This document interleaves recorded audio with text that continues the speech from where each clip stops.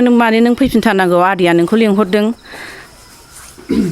ओरैनो नोंसोरजों माबादिमोन जोंजोंथ' मोजां मिलामिसन गासिबो जेनेबा जाहोनाय लोंहोनाय जेनेबा मिलामिसन थिगैनो दंमोन मानसिया गोसो गाज्रि नङामोन जेनेबा गोसो सिङाव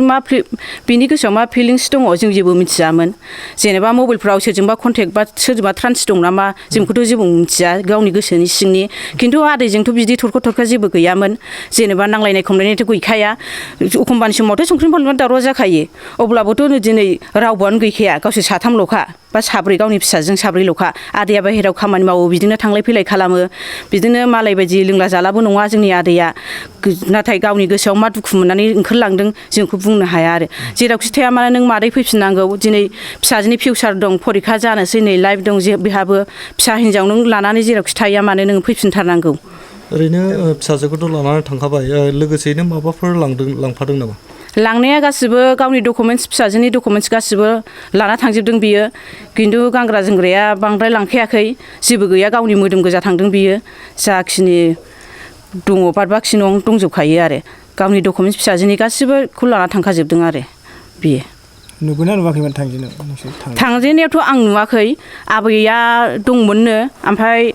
फिसाजोआ होनदोंनो आबै जोंहा आलासि जाहैसै होनदोंनो हाब दासो मोनानानै मानो अबेयाव आलासि जाहैनांगौ होननानै बियो थाफिनदोंनो ओमफ्राय गैया मानसिया फैयासै ओमफ्राय आरैनो फन खालामबाय उमुगाव गैया होननानै बिदि जादों आरो बेथ' 19 थारिखनि समबार बाराय मोनाबिलि सम बिदिनो 4टा 5टायानो जाहैदोंमोन आरो बियो बाजाराव थांनो होननानै बियो थगायनानै थांनाय बायदि जादों आरो मानोना आं असे बिब' अब्लाबो बियो आंखौ थगायनानै थांनाङामोन आरो दिनै गावनि असे फिसाया जेनेबा गावसिनि थाखायनो जानांगौ लोंनांगौ थाखा फैसा बियो जेनेबा बिदेश जायगायाव बा दस्रा जायगायावबाबो थाहैथ'बाय आरो दा गावहा गोनाङानो न'खर बेंनानै थानांगौ जानांगौ बेनोमोन आरो जथि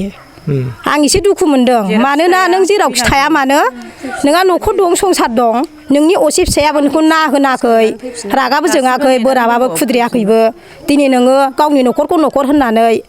दिनै बिखुनजो दङ बयबो जाथि खुरमा बाय बाहागि दं एसे गोसोखांनानै फैयोब्ला जोबोद मोजां जागौमोन आरो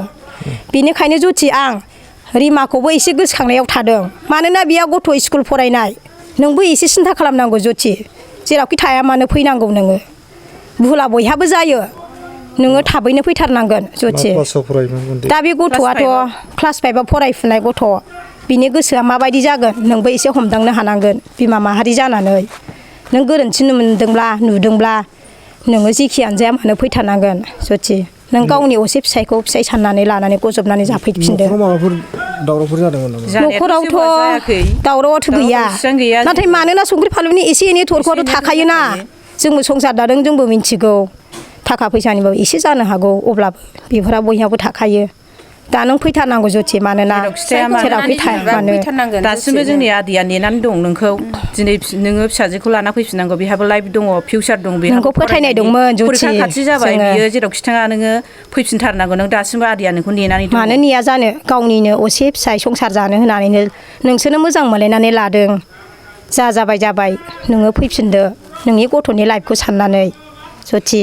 थाबैनो फै 19 थारिखआव नैबे न'खरनिफ्राय मा समाव थाङा बियो 19 थारिखनि बियो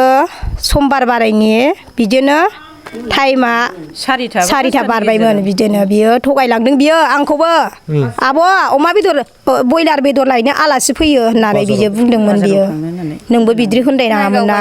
थांदों बियो फैदो ना जथि जाबाय गोरोन्थिया बयहाबो थायो अनखांनाय थादो जोंबो गोरोबनानै जाफिनगोन नोंजों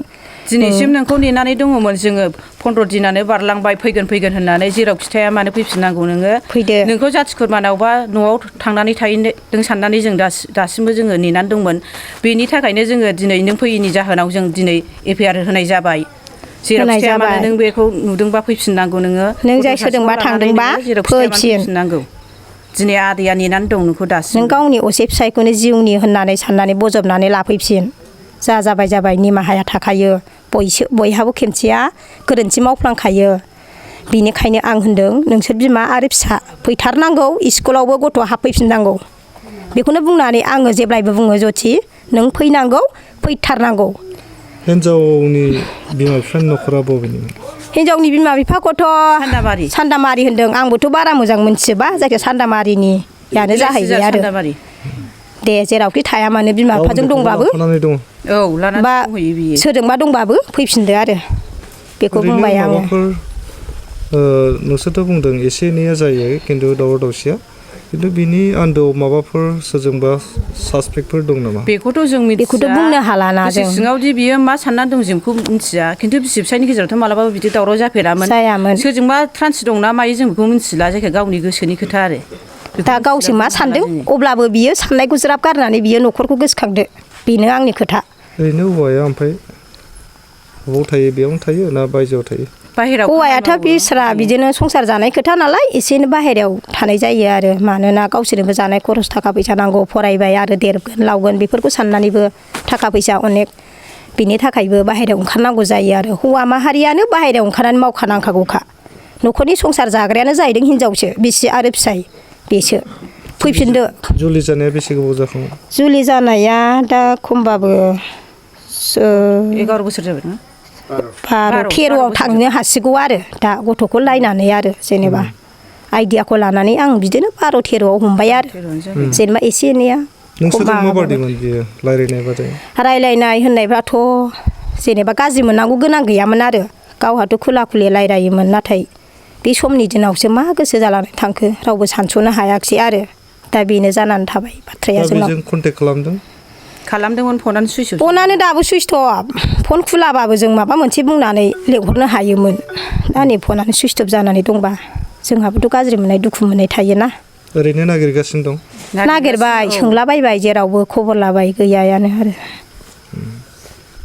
दा आंनि साननायबा फैफिनथों मोजाङै मोजां जाफिनथों गोमानायनि एगेन्स्टै पुलिस थानायाव एफआइआर होबाय औ एफआइआर होदोंमोन होनांगोन होबाय मानो होआ जानो जोंबो निगिरनानै मोनैयावसो होदों बे बाथ्राया नङाबा जों आरो गाव जुदि थाबैनो फैनायमोनबा जों बिनि खामानिखौ मावनांगौआनो गैयामोन जों एफआइआरनि खामानिखौ मावनाङामोन गाव जुदि गोसो गोथारै गावनि असे फिसायखौ गोसोखांनानै फैनायमोनब्ला बे खामानिया एफआइआराव थांनाय नङामोन जों नेया नङा नेबाय बिराद गोबाव जाबाय दिनै खमसे खम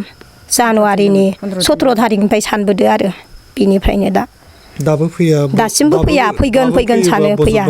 लायो लागोन मानो लाया जानो दासिमबो नेनानै दं बेखौ जेराव खिथाया फिसा सासेखौ लाना फैफिननांगौ बेहा फैनांगौ मानोना अनसुला गावनि फिसाय बियो मोजांबाबो गाज्रिबाबो गावसोरनो मोजां मोनलायनानै लादों गावसोरथ' जानांगौना दा गथ' गथायखौ बयहाबो अननाय थायो गोसोखांना गाबबाय थायो आरो मानो गाबा जानो गावखौबो गोसोखाङो जेराव खिथाया